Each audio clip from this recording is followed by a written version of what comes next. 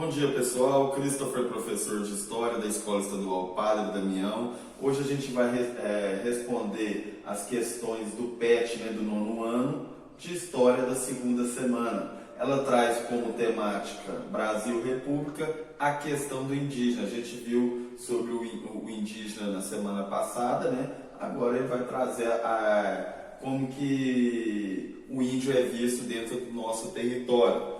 Bom, na primeira questão ele traz: leia o texto e analise a imagem a seguir. Quando ele te traz um texto e uma imagem, provavelmente o que vai acontecer? As questões que ele te pedir, as questões, quando você for lá, vai ser ou de interpretação de texto ou de compreensão de texto. Então, para você já não perder tempo, que isso é uma prática que já vem desde quando eu era aluno, que era o quê? Olha, a primeira coisa que você tem que fazer, vai nas questões.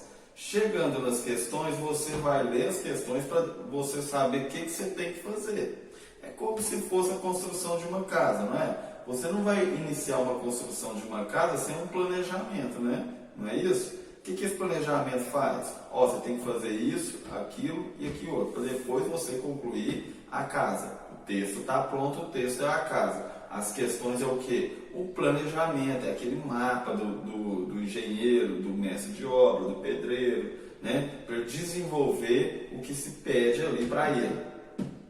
Bom, no primeiro item lá, ele não traz A, B, ele traz os tracinhos, por isso que eu coloquei os tracinhos aqui. Ele traz a primeira: como os indígenas foram abordados nas cartas constitucionais brasileiras. Então, ele quer saber se as cartas constitucionais, o que é as cartas constitucionais?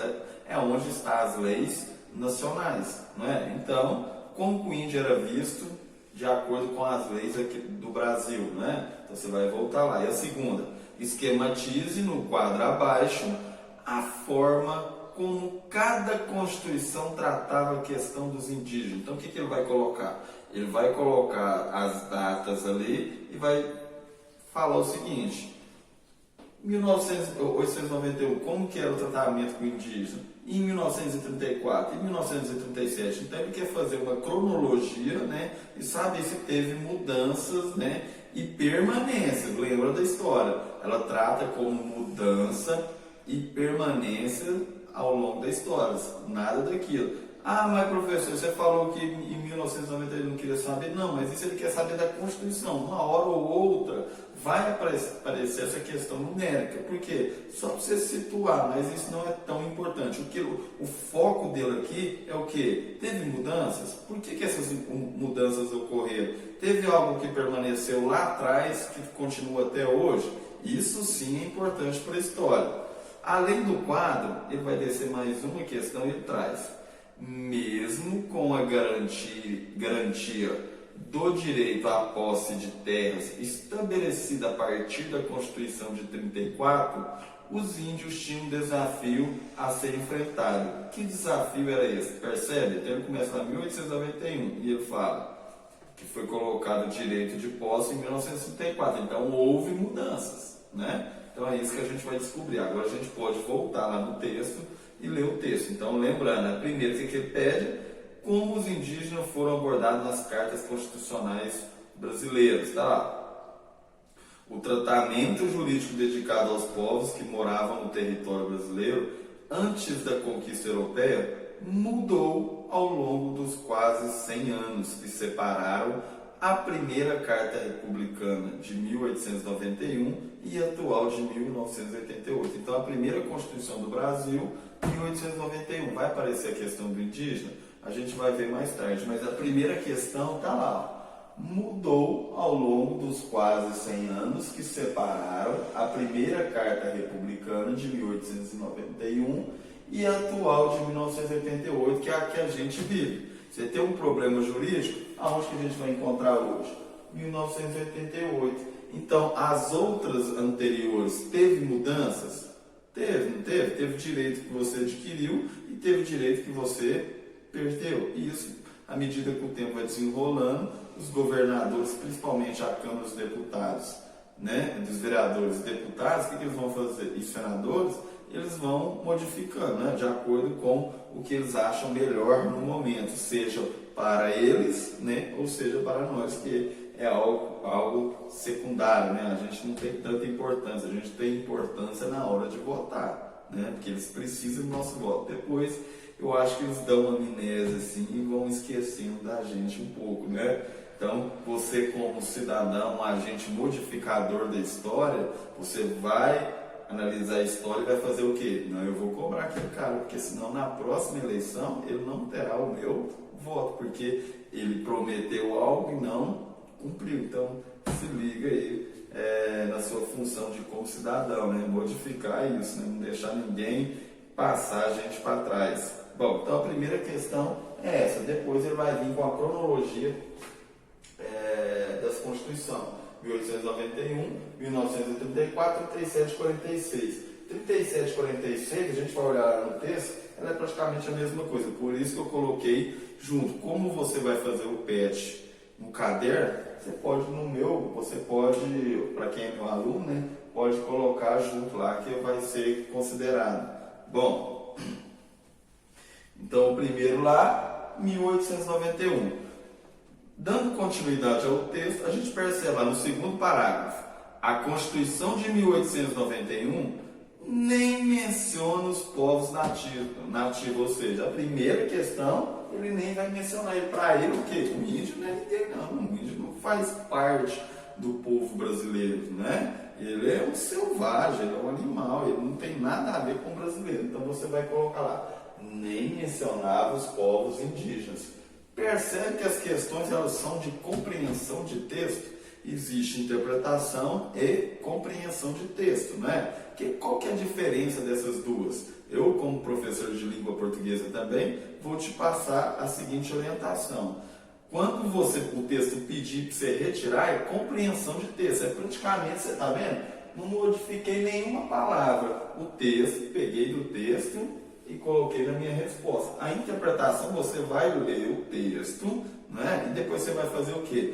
Você vai tirar a sua própria conclusão. Ah, professor, mas como que eu vou saber se a questão é de compreensão ou interpretação de texto? Normalmente ele já vem na pergunta, segundo o texto, de acordo com o texto.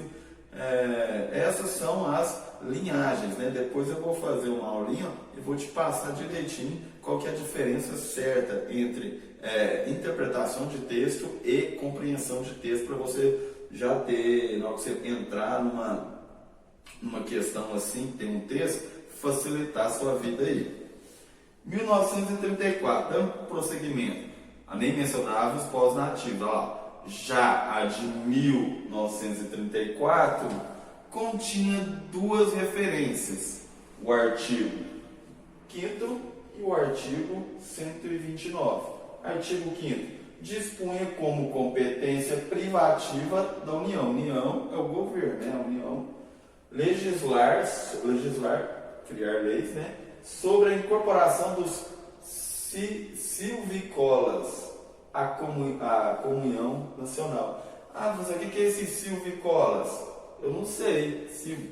Silvícolas, né? O que é isso? São povos que vivem na mata, né? É um nome esquisito, nem sei por que eles trouxeram isso aí, tem um vocabulário já que quase ninguém usa essa expressão, mas silvícolas são povos que vivem na mata. Bom, artigo 129. Será respeitada a posse de terras de silvícolas que nelas se achem permanentemente localizadas, sendo-lhes, no entanto, vedado de aliená-los. O que ele coloca? Olha, o indígena mora naquela terra. Então, o que a gente vai fazer com esses dois artigos? Respeitar o índio, né? Além de respeitar, incorporar ele como brasileiro. Aqui não era mencionado, por quê? Porque as leis são para brasileiros. Então, eles não estavam aqui, eles não eram brasileiros. Agora vai incorporar eles, né, na Constituição. A partir do momento que incorporou eles fazem parte da nação brasileira. Outra coisa, as terras que eles viviam, vai ser deles? Vai. Porém, vai ter um pequeno detalhe, né? Ou um grande detalhe. Eles não podem aliená-lo. O que é alienar? Alienar é vender, trocar, ou seja, você tem sua terra, mas você só vai morar nela, né? Bom, mas como que funciona isso aí, professor? Olha, imagina a gente dentro de uma casa. Você, povo indígena. Quem são os indígenas? Povos nativos. O que são povos nativos?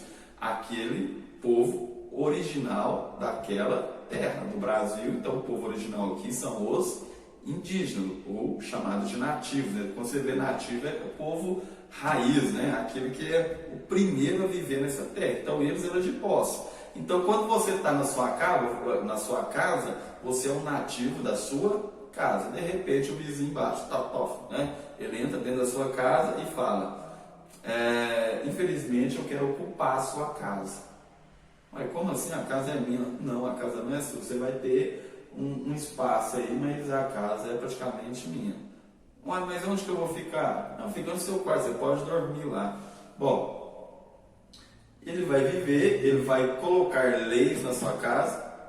Você vai ligar: eu quero fazer um café da manhã de manhã. Não, você não pode, você tem que pedir para mim. Porque aqui a lei é o seguinte: não existe café da manhã, então você já não poderá mais fazer café da manhã. Mas eu que sou o dono da casa? Exatamente, o indígena era dono do Brasil. Porém, o que acontece? O povo chegaram aqui, os europeus, não foi? Fizeram o quê? Tomaram conta, eles não compraram, eles ocuparam. Quando o vizinho vem na sua casa, o que ele está fazendo? Ele está ocupando a sua casa, mas você não terá o direito de colocar uma lei dentro da sua própria casa. Porque pensa aqui, ó, ele chega na sua casa e põe essa lei. Quais vai ser as leis da casa? Aí você vai: eu quero café. Não, você não pode. Você vai ser nem mencionado. Quem vai fazer o quê?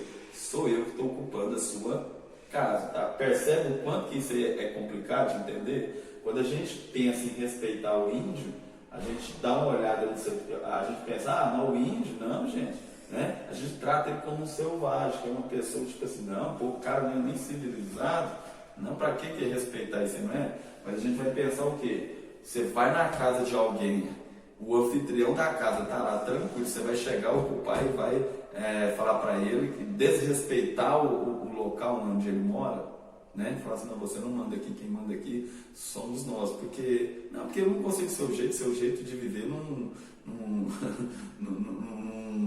é bom, né? O meu jeito de viver é bom, então agora você vai ter que viver da forma que eu quero. Mas eu estou na minha casa, o problema é seu, né? Quem vai mandar aqui agora somos nós. Então ele vai trazer essas duas. Então o de 1934 é para manter o respeito, mas é aquele respeito bem curto, né? Porque você não pode vender a casa, jamais você poderá fazer isso.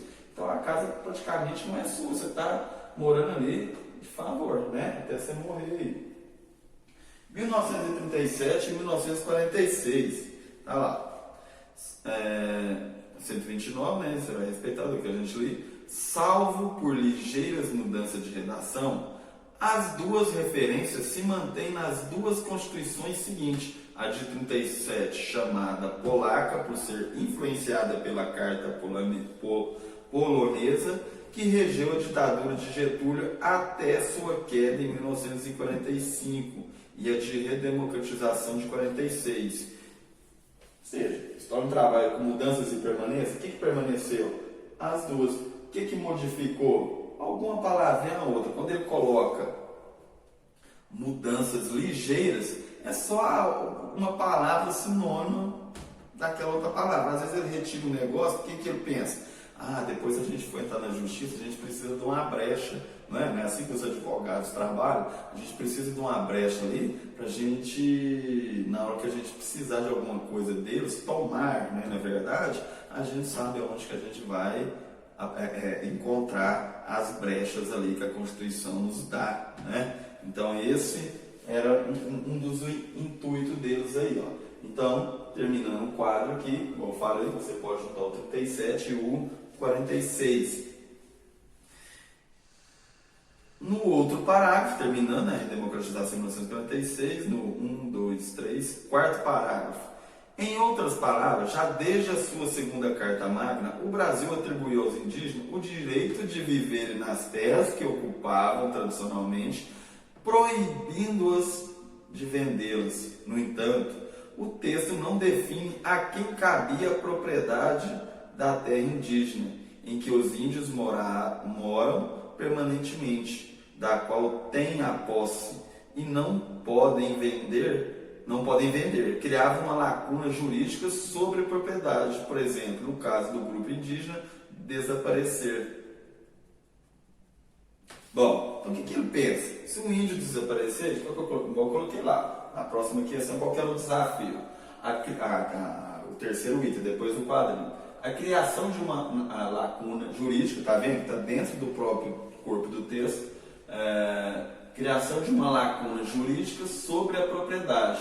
No caso da extinção do indígena, a herança voltava para o governo. Isso não é bom para o governo? Pensa, hoje em dia,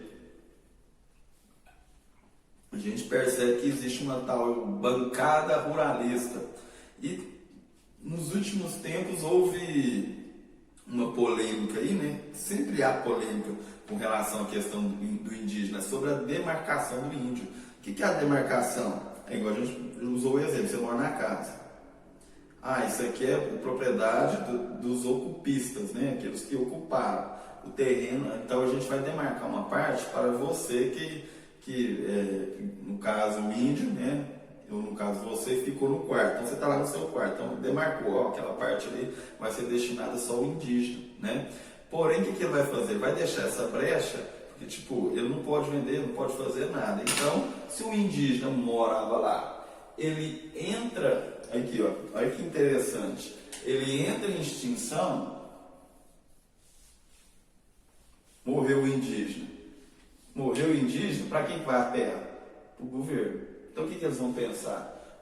Se um dia a gente querer essas terras do governo, o que acontece?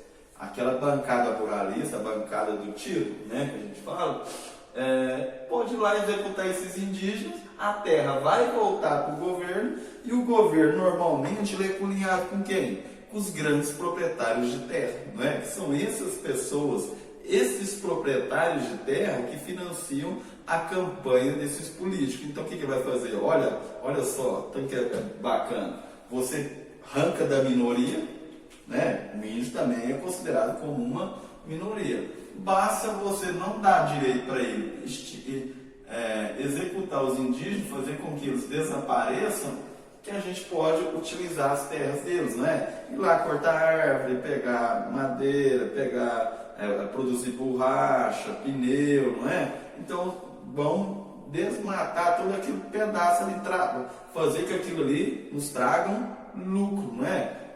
Questão do indígena, isso é importante? Não, para quê, gente? Isso aí, depois o que a gente faz? A gente marca um dia do ano, 19 de abril, e vai fazer o quê? Comemorar o dia do indígena, pintar a cara do seu filho, da sua filha, do seu coleguinha, da sua mãe, e pronto, estamos respeitando a cultura indígena. E ao mesmo tempo a gente está compactuando com o quê? Com isso, ou seja, a exterminação do indígena no Brasil. Então a gente tem que pensar nisso aí, nesse respeito à diversidade, né? Que eles também são seres humanos. E por eles serem seres humanos, eles também, a gente temos que respeitá-los também, não é? Que é uma cultura diferente do nosso, mas é porque eles decidiram viver dessa forma. Então a gente tem que começar a pensar nessas coisas aí.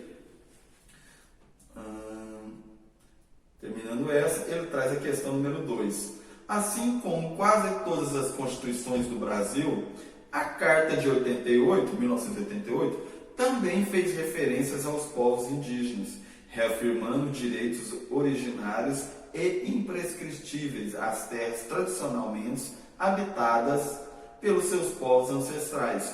Sua grande conquista está no âmbito de que ela superou o conceito de assimilação, que entendia indígena como categoria social transitória, fadada ao desaparecimento. A Constituição de 88 trouxe um considerável avanço, no sentido de criar um sistema de normas a fim de proteger os direitos e interesses indígenas.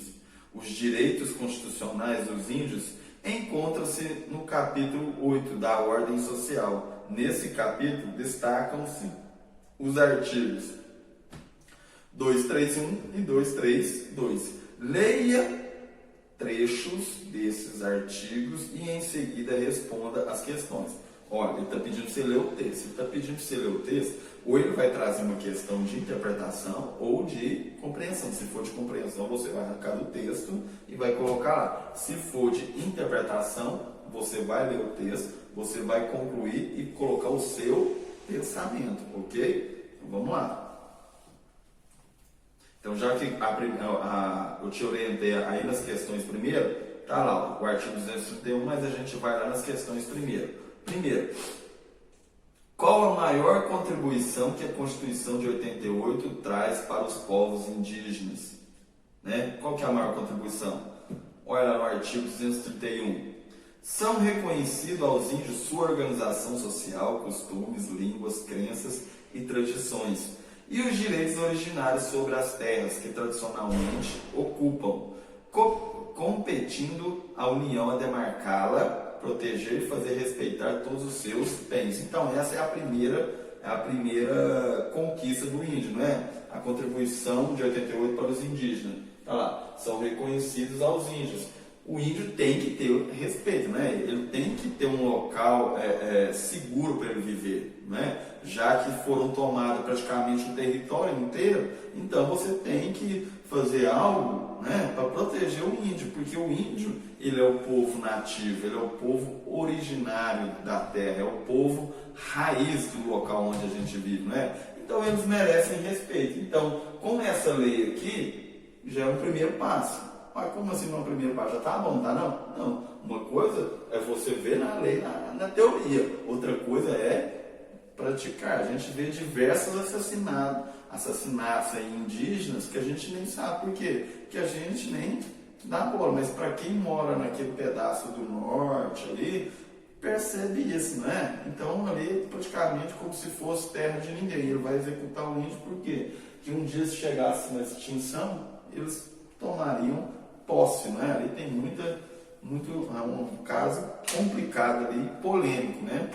Como a gente não tem o dia a dia ali, a gente só tem uma noção por noticiário, e quase não se fala do indígena. Só fala, demarcar, refunar e pronto. Mas as questões que acontecem no indígena no dia a dia, a gente não tem tanta ciência assim. Segunda, qual ponto ainda é um desafio para os povos indígenas, mesmo depois da promulgação da Constituição de 88? É o que a gente falou agora. Uma coisa, teoria, outra coisa é na prática. Então, qual que é o desafio do índio? Garantir essas leis e expandir seus direitos previstos na Constituição. Né? A mesma coisa dos demais cidadãos. O que ele tem que fazer? Ele sempre tem que fazer valer aquilo que está na lei e tentar expandir, né, os seus direitos. Porque a gente percebe que a gente que não faz parte de uma grande elite, a gente tem que fazer o quê? A gente tem que garantir os direitos. Porque hoje, eles vão lá, faz o desmanche nos direitos trabalhistas. O povo trabalhador está batendo palma. Então o que a gente pensa? Gente, você não é um cidadão? Você é um trabalhador? Sim. Então o que você tem que fazer? Você tem que garantir e expandir. Não é falar assim, o governo está falando que se a gente não tirar um pouco de direito, a gente não vai ter trabalho. Isso é mentira, gente. Isso aí é mentira. Então você tem que sempre fazer o quê? Garantir e expandir. Porque todo dia, qualquer coisa que você vai comprar na vida, você paga imposto. Então, se eles arrecadam todos os dias, eles são obrigados. A gente está pagando por isso. A gente não está aqui de graça, né? A gente não está recebendo do governo coisa de graça. A gente paga imposto. E o governo faz as coisas com o dinheiro dos impostos. Então, a gente tem sim o direito de quê? Garantir e expandir os seus direitos previstos na Constituição. O que é a Constituição? É aquelas leis do país. Terceiro item. Você acredita que após a Constituição de 88, os índios passam a viver mais tranquilos e a não ter seus direitos respeitados? Passam? Não, a gente vê que aí é um desrespeito. Por isso que eu coloquei lá. Não, pois a questão indígena é tratada de forma polêmica no Brasil. Sendo assim, podemos concluir que parte da população não respeita a cultura indígena. Não vou falar maioria nem minoria, porque é complicado colocar números. Mas a gente percebe o quê? Eu acho que não tem um ser humano, estudante, que nunca viu, se deparou com um professor, seja de redação, ou de português, ou de história, que te pediu pelo menos uma redação do indígena. Por quê? Porque é um tema que traz o quê? Bastante polêmica. Porque tem uns que aceitam, tem uns que não aceitam. Mas agora, como que você não pode aceitar isso? A pessoa quer viver daquela forma? Que viva, né? A vida dela, né? Ela tem só uma vida. Aí você vai ficar com aquela questão de, não, ela não pode viver assim, porque eu não concordo com isso. Você não tem que concordar, ela tem que viver. Se ela vive daquela forma, o governo, já que ele é um cidadão brasileiro, tem que saber respeitar e tem que fazer toda a população brasileira a respeitar. E também os que vêm, os gringos que vêm de fora, tem que saber respeitar esses povos, que eles são seres humanos também. Se eles são seres humanos, a gente deve respeitá-los, né? Eu vi uma situação aqui, ó, agora que eu lembrei. Se mantém, ó, redação, as duas referências, está no plural, mantém, aqui, ó, com um acento só, é singular. Então você vai colocar dois, mantém, tá vendo? Quando for em plural, você coloca dois, quando for no singular, você coloca só um. Eu vi aqui, aí eu tive um olhar e lembrei na hora. Bom, ao reconhecer a organização social, os costumes, as línguas, as crenças e as tradições dos povos indígenas, o Brasil não apenas corrige um erro cometido nas demais constituições, como também tenta minimizar os efeitos do longo processo de destruição de sua cultura. Por que é importante garantir esses direitos aos índios e preservar as culturas indígenas? A gente está num país onde a gente fala, eu quero ser patriota, não sei o que, mas como que você está sendo patriota? Principalmente a gente vê políticos dizendo, não, tem que ser patriota, mas você não respeita o povo nativo do seu país, o povo raiz, o povo original da sua terra. Que patriotismo é esse? Que nacionalismo é esse, né? Então você está desrespeitando a sua cultura para favorecer uma cultura europeia, aqueles que ocuparam o nosso território. É a mesma coisa, imagina, você é o dono da casa, mas tem seu filho aqui. Aí de repente o seu filho, que começa a fazer amizade com aquela historinha do vizinho, né? Vai fazer amizade com você e acha certo o quê? Você morar só dentro do seu quarto e não fazer leis para o seu país, porque você não tem direito, apesar da sua casa ser sua, porque agora já não é mais sua, né? Bom, então o que eu coloquei como resposta sobre por que é importante garantir esses direitos aos índios e preservar as culturas indígenas? Respeitar a cultura indígena é respeitar o próximo, né? Se você é um cara respeitoso, tem que respeitar o próximo, ele é outro ser humano. E a identidade nacional, né? Você não quer ser um patriota? Então você tem que respeitar os seus ancestrais, o povo original da sua terra, ou o povo nativo. Lembra? O povo nativo é o primeiro povo, aquele que realmente é raiz, né, do seu país. E quem é a raiz aí é os índios. Os demais são o quê? Os demais são Nutella, né?